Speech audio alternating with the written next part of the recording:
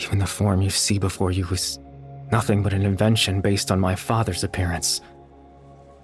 An imagined version of what I would look like if I had the chance to grow up.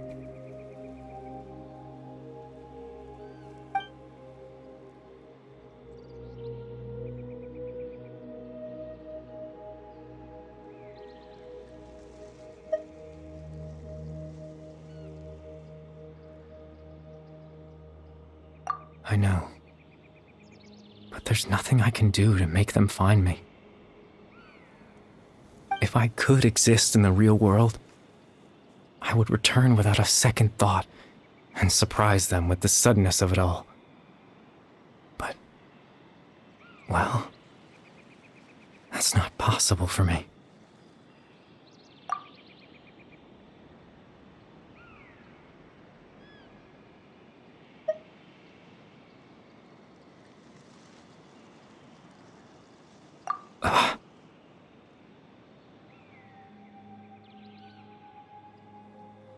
I know.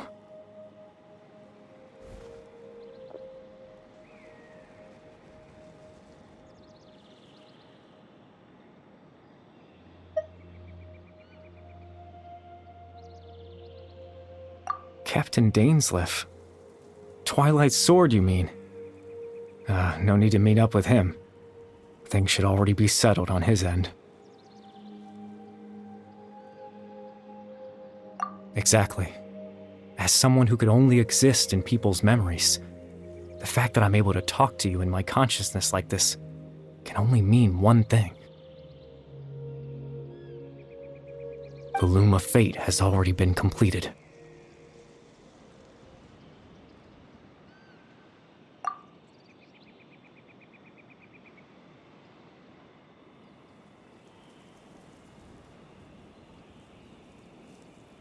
No need to worry about Captain Dainsleif. He's absolutely fine. The only reason he lost the eye was because I happened to guess exactly what he was planning.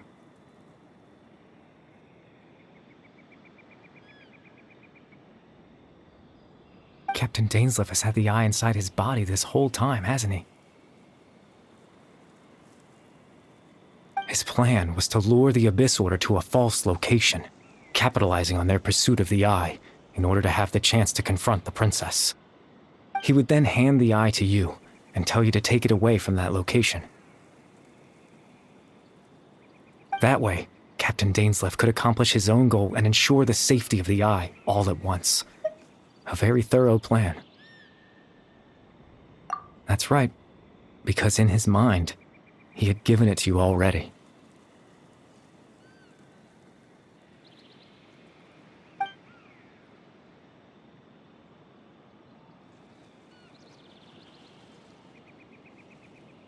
Before you two entered that false location. Traveler, wait.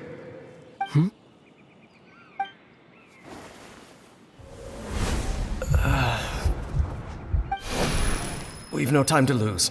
Let's head inside.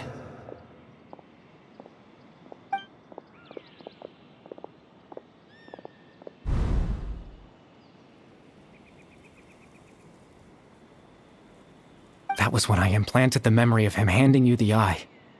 Given the tense situation at that time, Captain Dainsleif failed to notice anything out of the ordinary, and took that memory to be real. I'm sorry, Traveler, but I needed the Loom of Fate to be completed. And to do that, we had to retrieve the eye.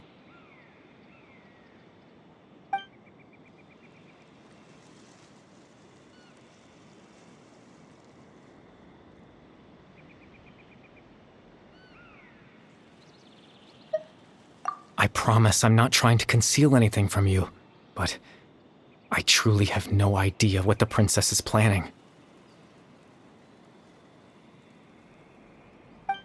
Tevat's ley line system is deeply entrenched in the planet. Creating new ley lines can neither replace nor extend the ones that already exist.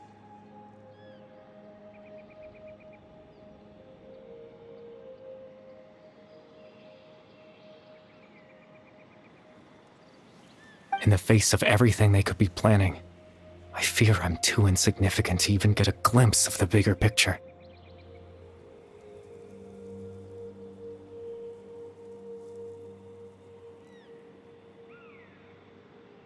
In any case, I had my own use for the Loom of Fate, and my goal, at least, has been achieved. You remember my father, don't you?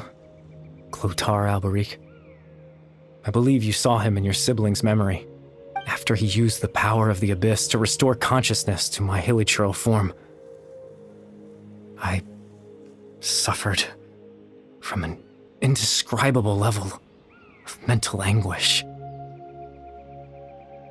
To comfort me, my father told me a story, that this was a fairy tale world where I had to take on the form of a little monster. That story managed to dispel my fears, even if just for a moment.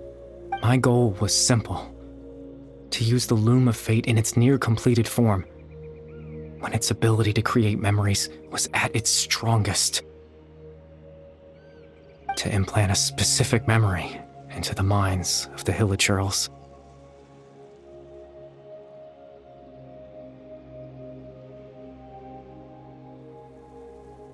In that memory, I would tell them a story, just like my father did for me. It was a story of fairy tales and love. But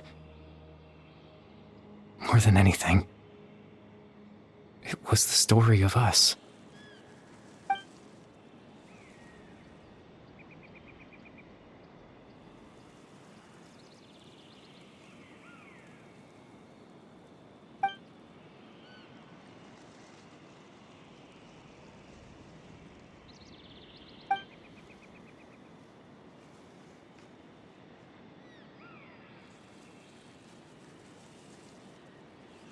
I can't change the world.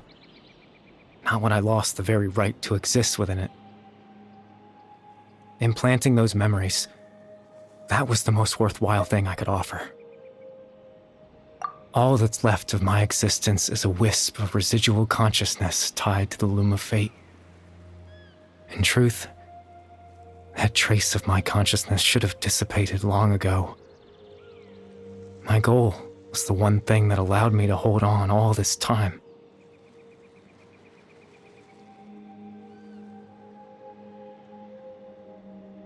But now, the bedtime story is finished. And it's finally time to rest.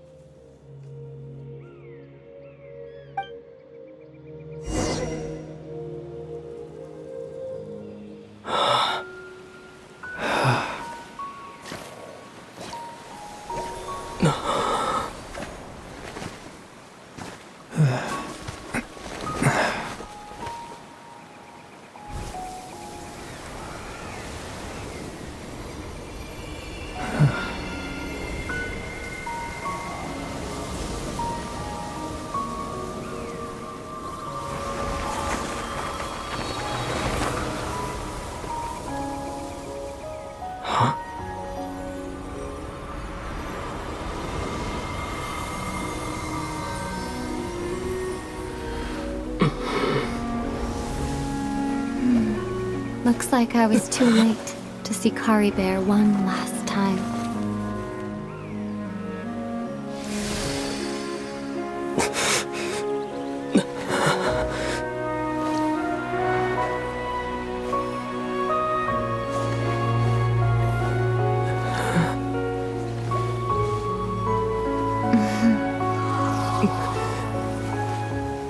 Kari Bear's consciousness is gone, and this space will soon disappear along with it. Neither of us belongs here. That's why we're not tangible. Were that not the case, I'd love to hug you too.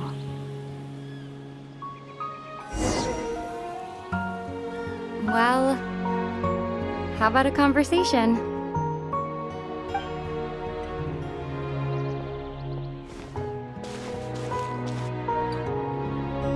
The chance to just stop and talk like this is certainly not easy to come by. Wouldn't you agree? That battle earlier was tough. The one against Dane, I mean. I didn't expect that after everything, he would still hesitate to raise his sword against me. Were it not for that, perhaps I'd still be no match for the Twilight Sword. Even after 500 years. The loom of fate, huh? I still haven't found a way to utilize it to its full potential. But there's still time before the heavenly principles awaken. Yes, for 500 years now, ever since the cataclysm in Conria, there's been no sign of activity. Not long ago, you witnessed the Hydro Archon destroy her divine throne. Yet such a flagrant disregard for the rules, and still Celestia took no action. I suppose that's proof enough of the Heavenly Principles situation. However, the Heavenly Principles will awaken. We just don't know when that will be, or what might trigger it. You could say that. Just look at Kari Bear. He was so pure and single-minded. The space we now find ourselves is a perfect representation of who he was, quiet and peaceful. Even as a hilly churl, seeing the terrible sight within the mirror wasn't enough to taint his spirit. He brought comfort to the people of this world, even though he was denied the very right to be a part of it. So ask yourself this. Who was it that deprived him of that right to exist? Of course, that's only one example. My feelings about the heavenly principles are too complicated to explain in just a few words.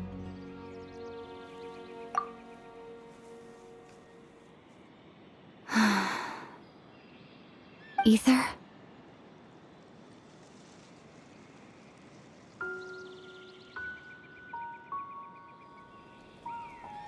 You're the only one in this world who calls me that. There's so much I wanted to ask you, but for some reason, I'm not interested in asking those questions right now. There's just one thing I have to ask. One thing I could never understand. Why?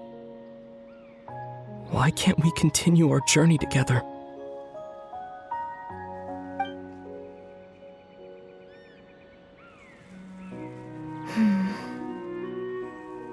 At the end of my journey, I arrived at a place known as the Sea of Flowers at the end. Do you remember? A long time ago, when we traveled between worlds together, you told me you wanted to find a place in the universe where that one flower was in full bloom. To have a place like that suddenly appear before me. Well, would you think of that as a coincidence? You mean... I miss you too, Ether. But as this war continues to rage, and as I continue to seek that final answer, I don't even know how to face myself sometimes, let alone my own brother.